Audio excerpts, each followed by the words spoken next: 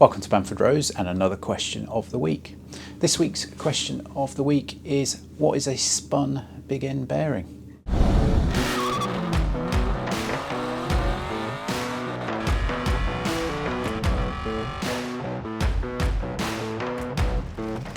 Well, it's not something you really want to happen to your engine if you can help it. And over the last couple of months, I have seen on forums, online places, a few V8 engines that have suffered with this. On the whole, the V8 engine is pretty bomb-proof. But if the V8 engine is going to suffer with a problem, it most likely is failure of the big end bearings. Valve train, cams, combustion chamber, piston, it's all pretty reliable on the V8 engine. So clues in the name, the big end bearing has spun. Here's a picture of a crankshaft, and you can see with the green arrows there, that's the crankshaft rotating in the crankcase on its main bearings.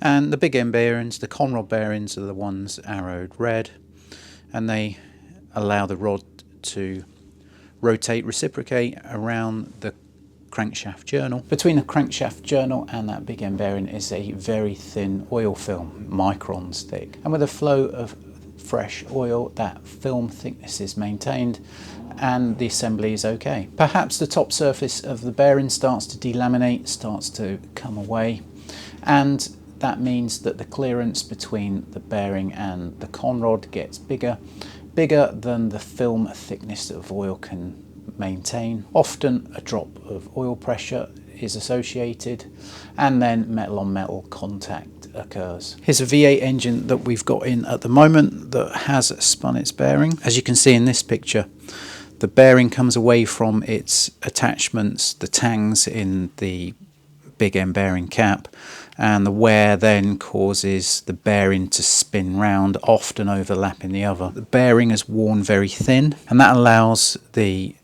conrod to rattle along the crankshaft. It's actually, clearances are really tight, but it's allowed the piston on number 8 there to contact with the head. And here on this picture you can see the crankshaft journal within the crankcase still, and the surface of that crankshaft is pretty destroyed. That'll need a new crankshaft. There's nothing to adjust or nothing to check to make sure that you don't fall foul of this problem. Just service him within the specified intervals and use the 1060 grade oil that the factory specify. Connecting rod knock when this bearing wears has got a distinctive sound to it. It's like a very deep metallic knocking sound, and you can tell it's coming from within the engine. It's not like a valve train light tapping type sound. As with anything on an engine, if you start to hear any abnormal noises, then that's a sign to stop running the engine immediately.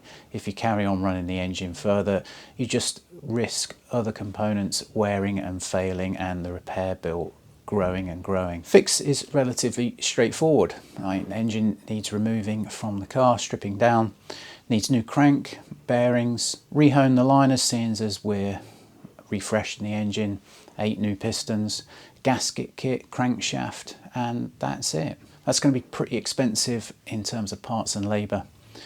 Just a crankshaft is £3,000. So all the parts, bearings, gaskets, it's probably going to come to about £7,000. £3,500 labour to rebuild the engine.